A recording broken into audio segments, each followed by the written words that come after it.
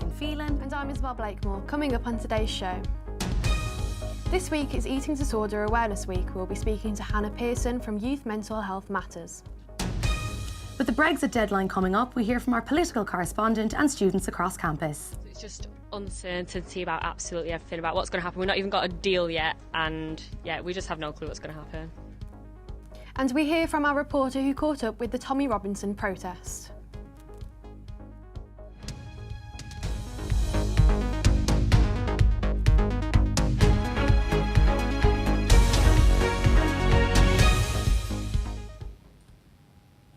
First up today, as we approach March 29th, Brexit has become a hot topic throughout university.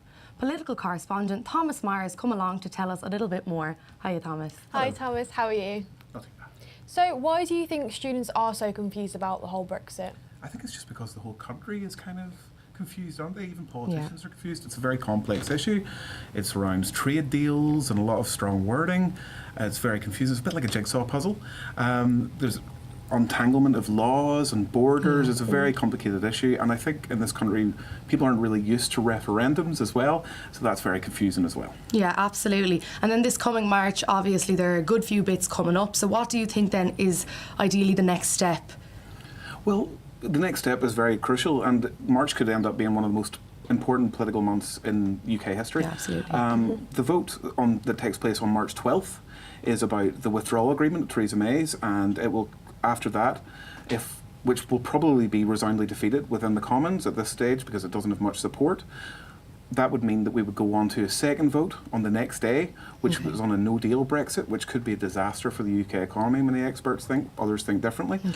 If that fails or passes, if we pass that, that means we would leave the EU with no deal. If we go again and it doesn't pass, we'd go on to a third vote, which would mean that we could prolong the Brexit process even further. Theresa May says 3 months, but in some reports, some people say it could be as long as 2021. Okay, well, great. Thanks a million. Let's take a look then at what our own students have been thinking. I don't think they really consider young people's views enough. I think it's very much one-sided at the moment, and I feel like politicians are making it all about themselves. It's got to the point where everyone's fed up, and we just want a done deal. Are we in or are we out? I'm not really sure about the outcomes on Brexit because I'm not really that aware about what's going on. I feel it's all a bit confusing at the moment. Like you're saying, you got people saying that there's going to be an agreement and we're going to leave, and then you got people wanting to know the referendum, and I think it's just a bit confusing. We just need solid answers, really.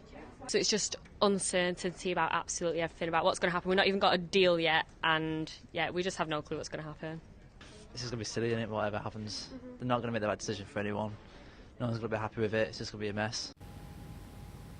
So, in regards to students living outside the UK but are still studying here, do you think that's going to have a negative impact on them? The UK government has guaranteed the fact that students who are already studying here will not be affected, and the first intake of students that will come in next year will also not be affected. But from then on, nobody quite knows.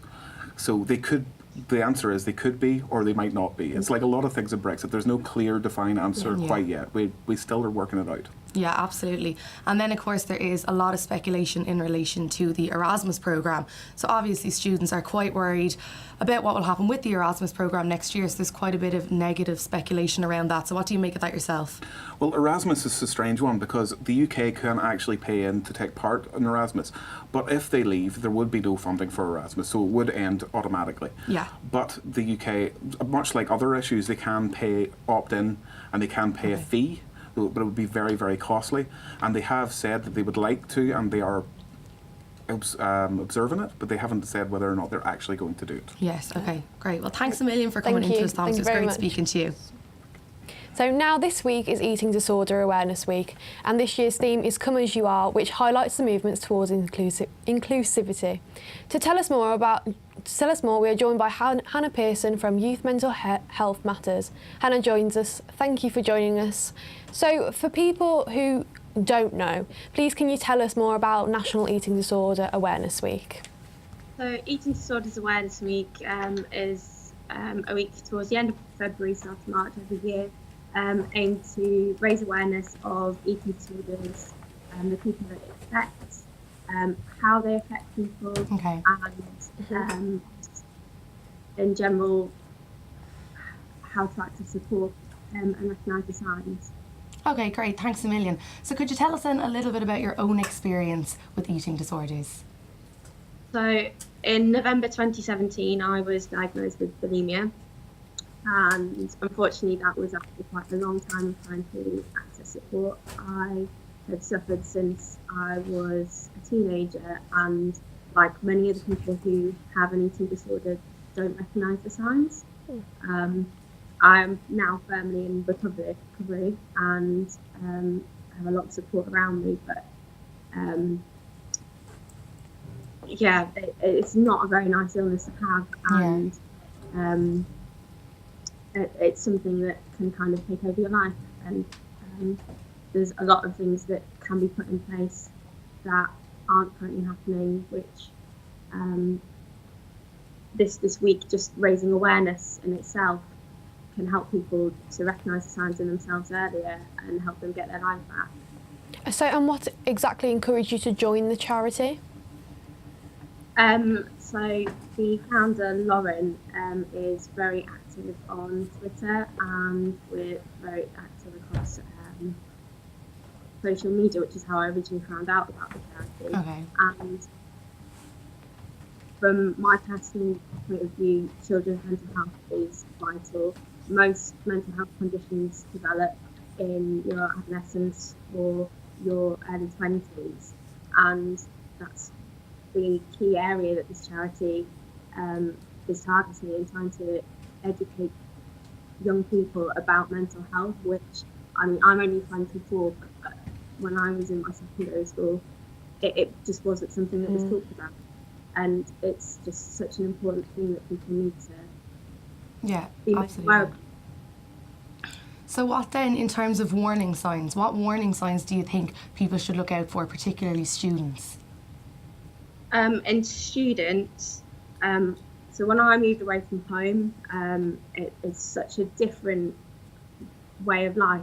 You're on your own for once, you have all this control over your life, but at the same time you can feel like you're very out of control because everything is put to you. It can be incredibly stressful, and feeling like you're isolated, feeling that you're not able to cope, and you find yourself kind of isolating yourself from other people or beginning to restrict your food intake, potentially engage in more exercise. They're kind of things that, for me personally, were things that I could have picked up on. Yeah, absolutely. And do you have any advice for anyone who is tackling eating disorders? So there's many different types of eating disorders. They're all serious, from anorexia, bulimia, binge eating disorder, and if you are concerned that you have any kind of symptom, I would urge you to confide in somebody that you trust. Even if you think it's nothing, it's an illness that will tell you that you are not ill. Well, thank you very much. Thank you very much for talking to us about that. It's a touchy subject to get into, but thank you very much. Thanks a million, Hannah. And of course, apologies for the poor sound quality on that interview.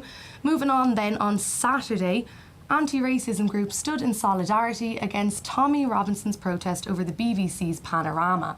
Over 4,000 people from both sides attended and brought Media City to a standstill. The former EDL leader aired his own documentary called Panodrama and has since been banned off Facebook and Instagram. Our reporters David Poucher and Holly Pritchard were at the protest.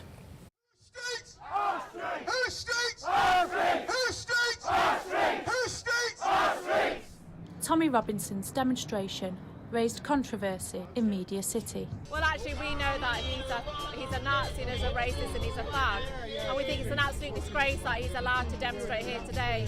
Although I am really pleased to say that he's in a car park at the back of BBC rather than the front of it, which is what he said he was going to be doing.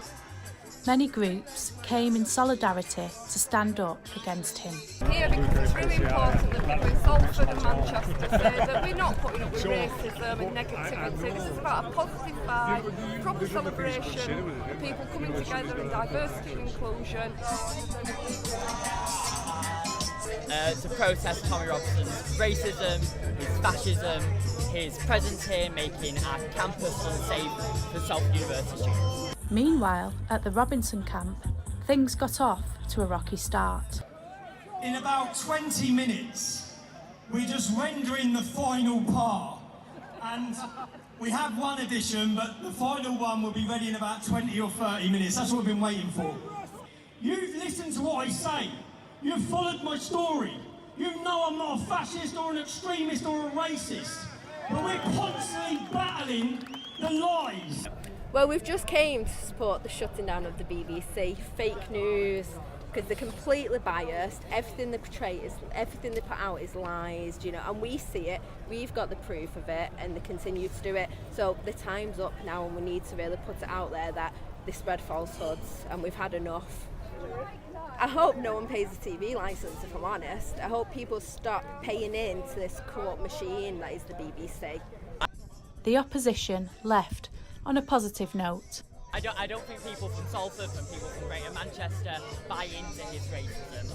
We're different here in Greater Manchester. We do things differently. We stand up with each other, shoulder to shoulder, in the face of fascism, in the face of hatred and discrimination. Holly Pritchard for Quays News. So David and Holly are now here at the minute to explain to us a little bit more about their experience. So thanks so much for coming along, guys. Thank you. Thank you. So let's take a look at what happened. Well, maybe we'll have that in a couple of minutes, but before that, how did it make you feel?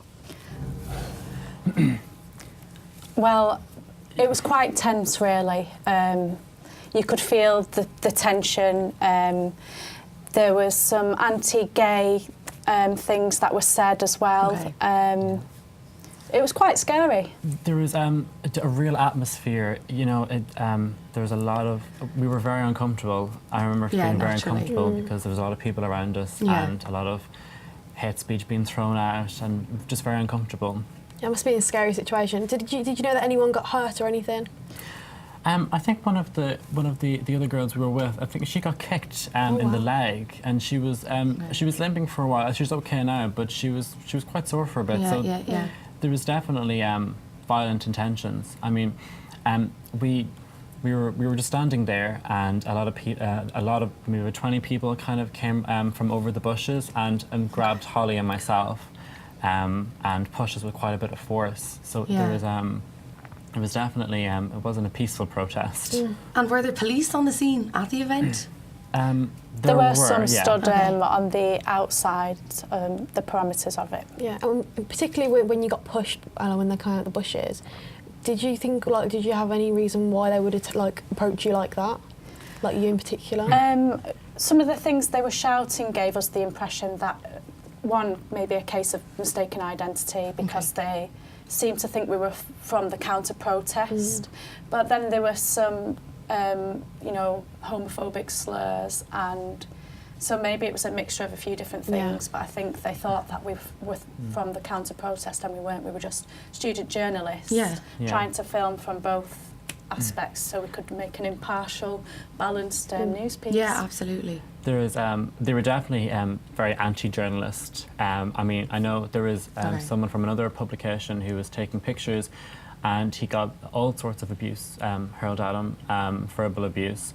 And even when we were filming, before Tommy Robinson came onto the stage, his right-hand man, I don't know exactly who he was, but he said, I know that we don't like them, but just try to tolerate them for today, journalists. Okay.